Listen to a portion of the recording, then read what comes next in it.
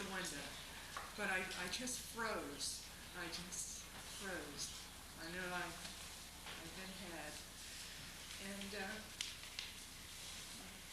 they took me downtown, and I believe it was the FBI, but they, at that time, they weren't like the mean cops like I just witnessed. They were professional, and they just wanted to make sure who I was, and I guess they realized I was the runaway, and so they asked me questions, not maybe as harsh as they asked him, but they asked me questions about SDS. I didn't know what SDS meant. I'd run away, and that's where I was, and I was protesting against the war. So I think they kind of believed me, and so I was there in the juvenile detention center for a few days, and then they took me home, flew me home, and I went to see my mom and dad. I was happy for my mom and dad, because, I knew they were worried. I really didn't want to hurt them. I just wanted to travel and see the world. And I seen the world. I really got a chance to see the world. And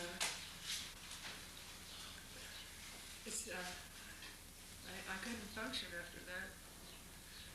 When I got back, I didn't know, the hate mail, the death threats. Oh. But there was some nice religious ones that kind of ease you over, and then you got the death threats, and then the news people in front of your house all the time. I was a real just basket case over. I just wanted it at that time to go away. I was still 14, and I just wanted it to go away. Those mean guys dead. I just wanted to forget about it. And, nobody's forgotten. They've always put it in the paper, and they just ask surface questions. They never really ask the real questions like they're asking now. All these years, 25 years, they've asked me questions, and they never really asked real questions. And they never really cared until today, about the people I can. For whatever reason they were there, they never really cared. And those are good people out there. And I feel sorry for the people in Kent.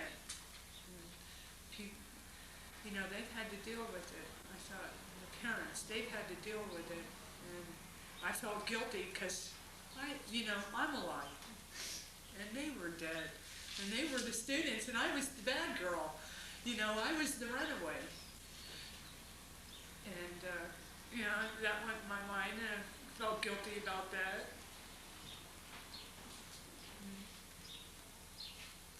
It just seemed like a whole big mess. Nothing ever. It just seemed like it was going in the pot all these years, and nothing's ever really been done about it or talked about it in an intelligent way, And I'm happy to be here today. I'm happy to be here with my husband and to get this all out.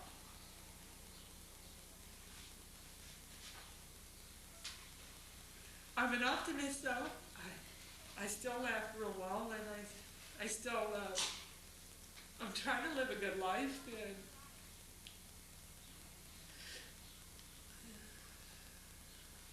I just pray now that this good can come out of it. For whatever reason, we can't bring these people back. I know that. And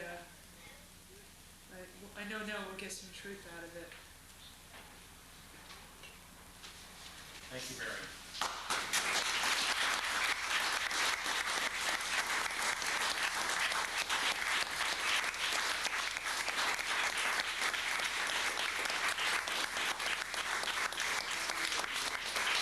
It happened.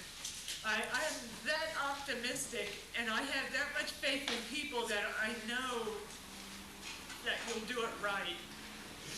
You'll do it right for the kids. You'll do it right for kids to come, okay? Thank you.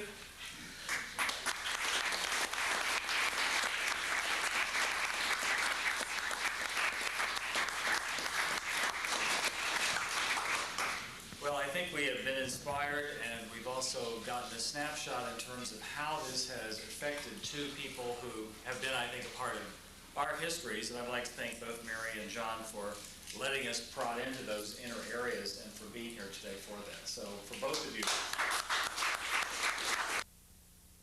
I think we have a few people who are going to be assembling back in just a few minutes. But what I would like to do is we start this panel, which is going to be looking at the legacy of May 1970. What does it mean personally and nationally? We've added a few other people, some of whom have decided that they would like to talk about Kent State, and we'll just let those people, if we can find, sure, whatever. We have some people who've never spoken on the subject, even though they were eyewitnesses from Kent who have driven. We've had a caravan of truth coming from Kent all the way. How many hours, Alan, did it take you? Kent drove, so I would say, but. So Kent, from Kent, how long did it take you? Kent from Kent, 12 hours. 12 hours. We also have a group of individuals in the audience who I'm very, very happy that they're going to be here and they'll be participating later. And that is Grant and Stephanie, who are doctoral students from Kent State University. They're going to be presenting their findings on what May 4th means to people today, correct? Yes. So the images, that will be tomorrow. What I would like to do, though, is if we could have, and I think he was here, Wayne Jacques. Wayne is here. Wayne has been involved in a very interesting project, and I think we have a historic first in Emerson. Wayne, could you explain to the group what you're doing? Well, And I think it's on display in the Helen Rose room. right, a version actually of, we're setting up an online archive for the Emerson and, for Kent State and Jackson State incident material. And we've got a version of it that's over there in the other room right now that shows some of the materials that we've put on. It includes the conference schedule, what's going on at Kent State right now in terms of there's a conference there coming up next week, and a few other materials that Dr. Payne has gotten together.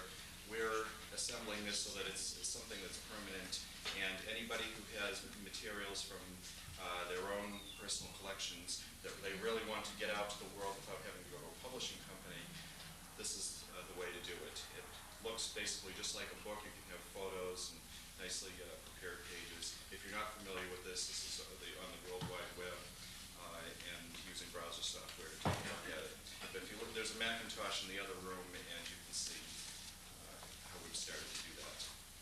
What's exciting, as Wayne has said, I had done a book a couple of years ago, and the copyright had actually gone out on that. So Wayne has actually put that on the web, and it's available for people to read. We're also going to try to load Kent State Requiem, the video piece of that. I don't know how feasible or how quickly we're going to do that. But if any of you have materials you would like to load onto that so that we can have this as a Kent State source for people throughout the world who would like to inquire. The other piece that the other students has started, and Wayne has helped out, I think there are 3 or 4 people dealing with the internet, etc., was in just generating reactions to what occurred then in 1970 and how people have felt. And I guess I would say technology has changed, but people's attitudes seem to have stayed the same in some respects. We've had people who wonder why we're having the conference, who've said, I approved of the shooting 25 years ago. The only thing I would add to that is possibly adding a few people who plan conferences like that too. So if you're interested in looking and seeing what seems to be out there, or actually maybe getting involved with a good dialogue with Mr. Sexton from North Carolina, who signed his name proudly, what you could do is contact Wayne and we could go from there.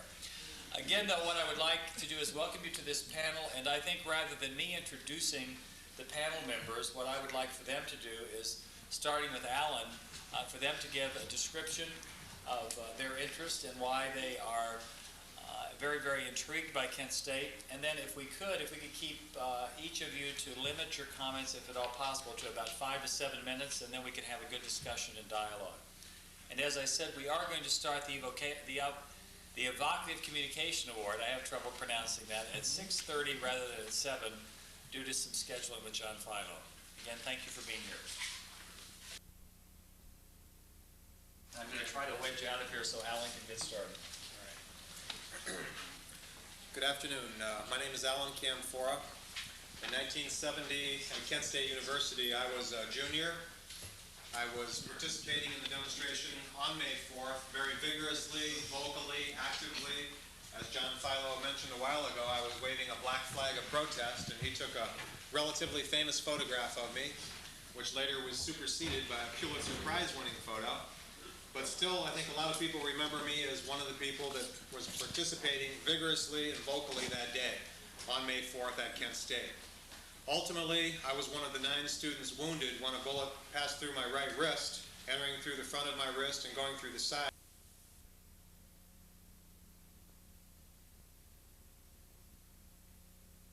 Before us. Looking back on when I was just a little nappy-headed boy, growing up in Mississippi, I had the pleasure of knowing Medgar Wiley Evers, who died there by an assassin's bullet in June of 1963. And in that summer of 1963, I was arrested twice for my participations in civil rights demonstrations there in Jackson, Mississippi.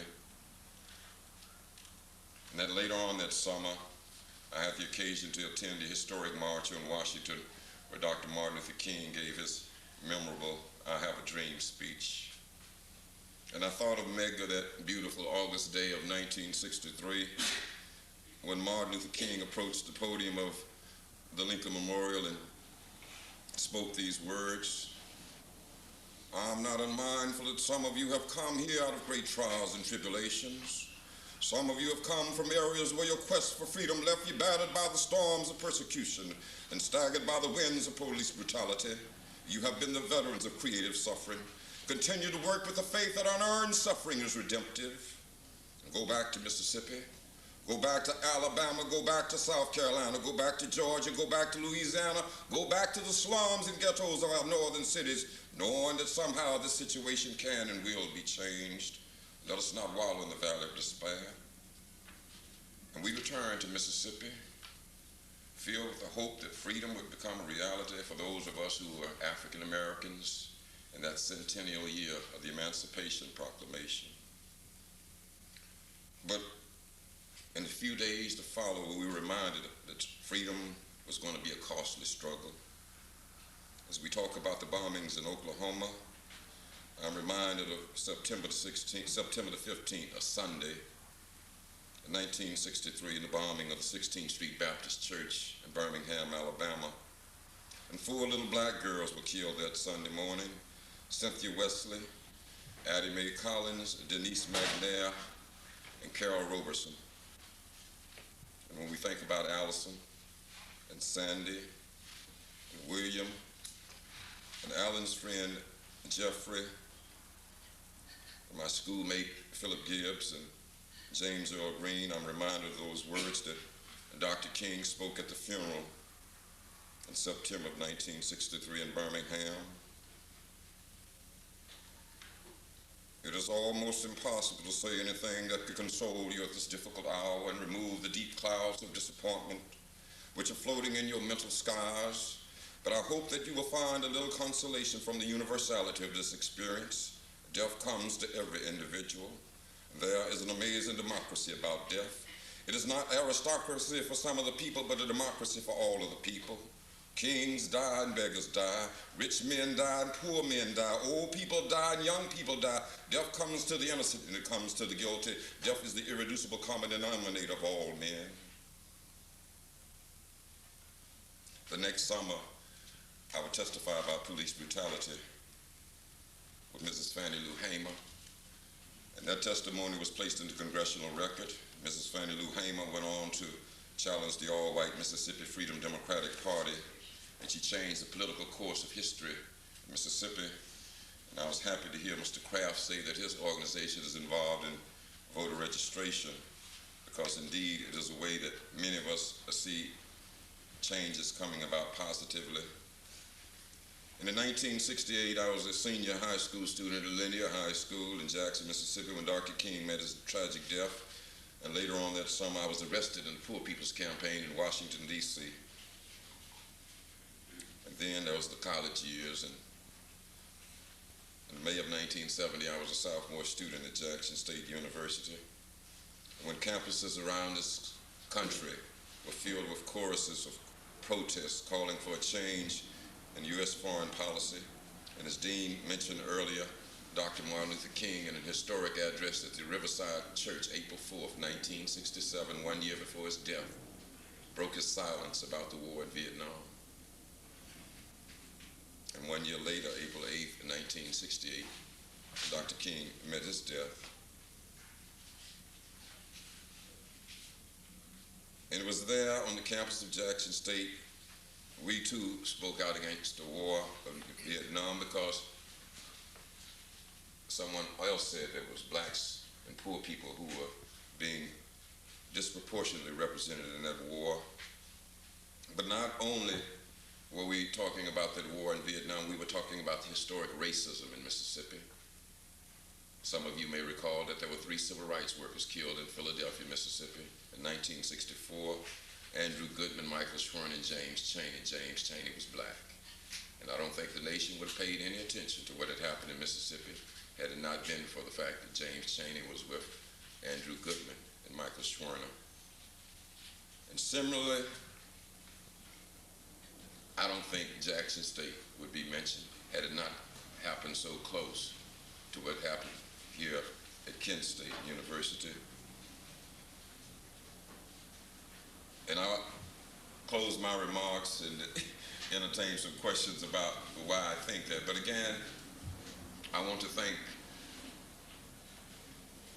Greg Payne and the May 4th Task Force for continuing to remember that there was also some students. Philip Lafayette Gibbs, a junior pre-law major from Ripley, Mississippi, and James Earl Green, when Mary talked about being in the wrong place at the wrong time. James Earl Green was a high school student taking a shortcut home that evening after his part-time job at a local convenience store. And he fell to police bullets that evening on the campus of Jackson State University. And having lived through that, having been there, having known Medgar Evers, having known Mrs. Fannie Lou Hamer, having known the families of the civil rights workers, for me, it was just another experience in the tragic history of our country. But I do think it's important that we have forums like this so that we can remember, and remember Santayana's refrain that those who don't remember the past are condemned to repeat it.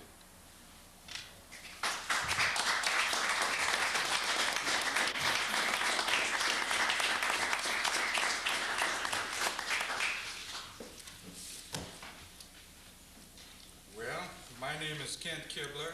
I'm now one of your scheduled speakers, because if I would have been asked to be here, I probably would have squirmed out.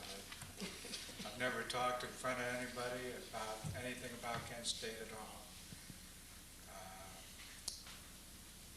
May 1970, I was still first-year freshman.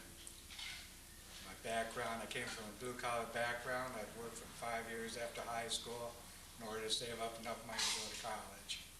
Even though I was programmed not to be a college student, I still wanted to chase a few dreams.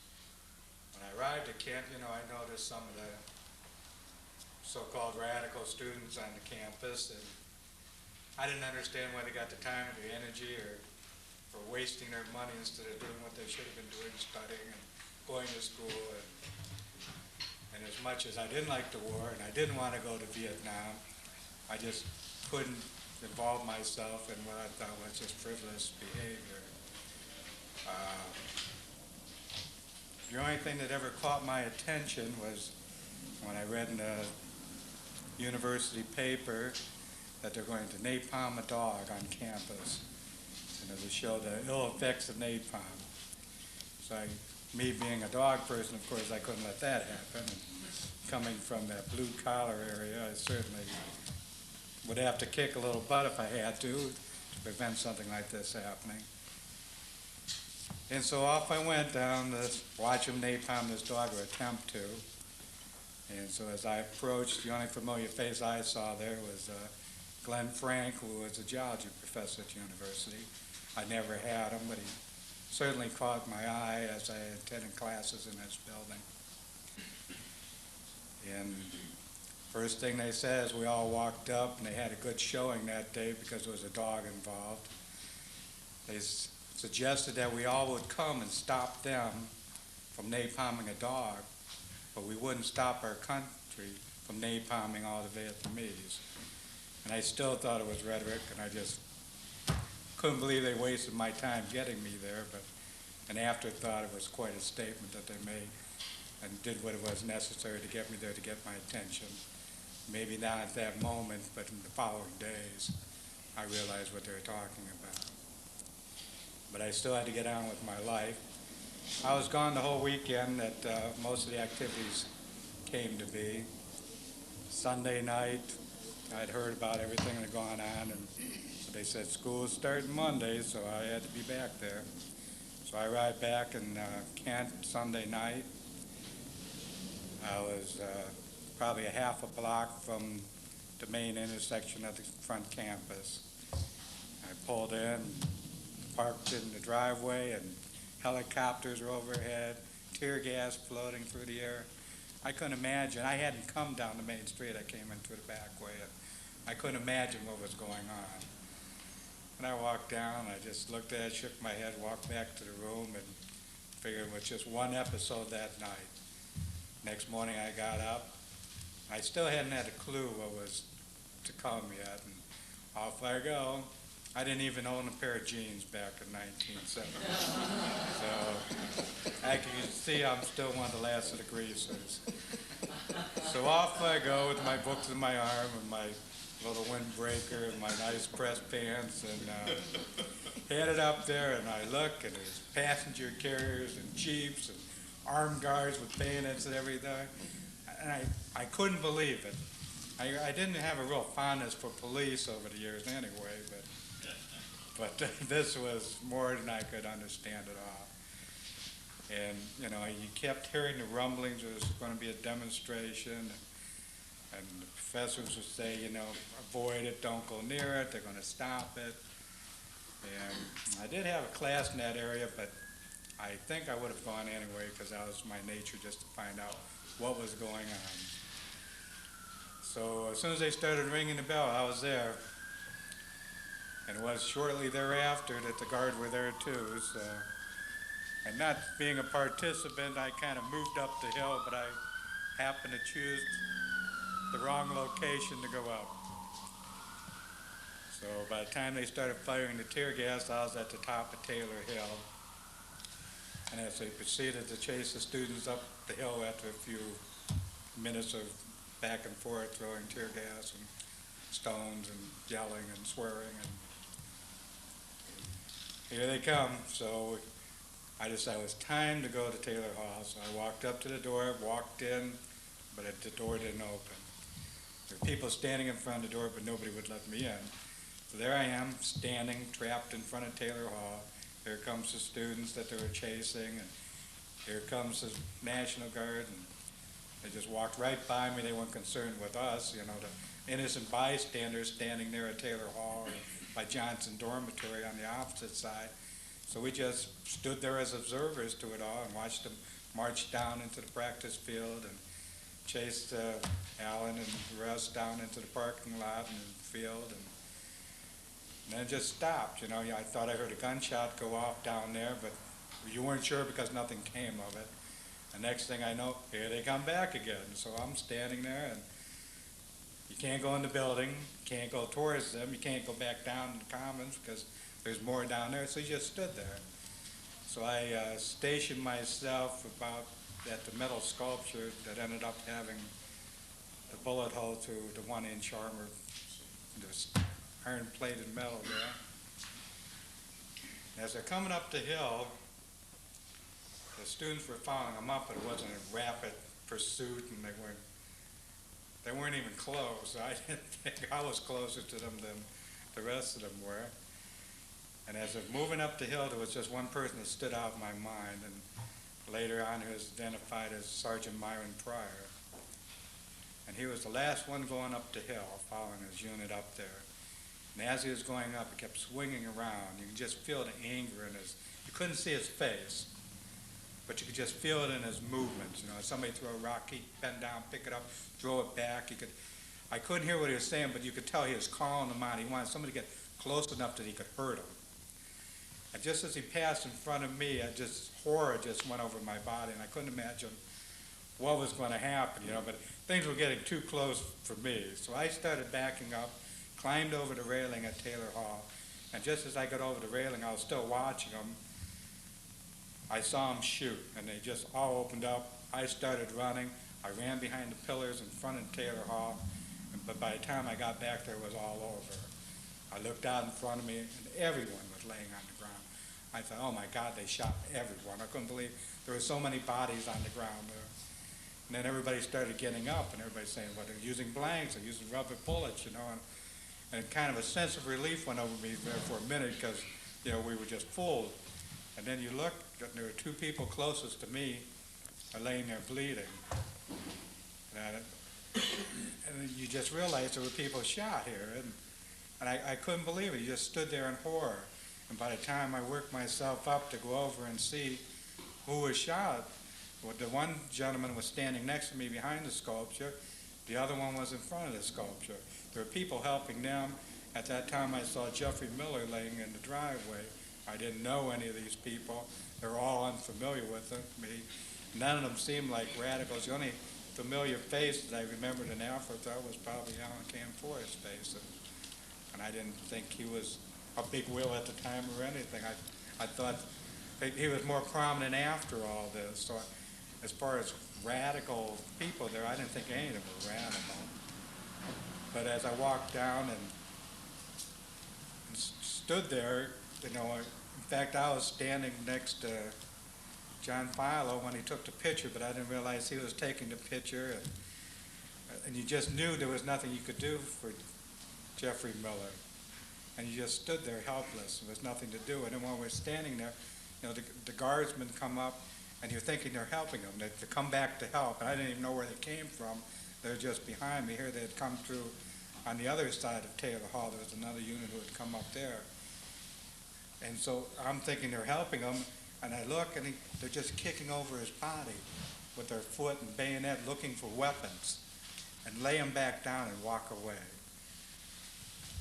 And, you know, and all this horror is happening like within seconds, but it's just going on and on.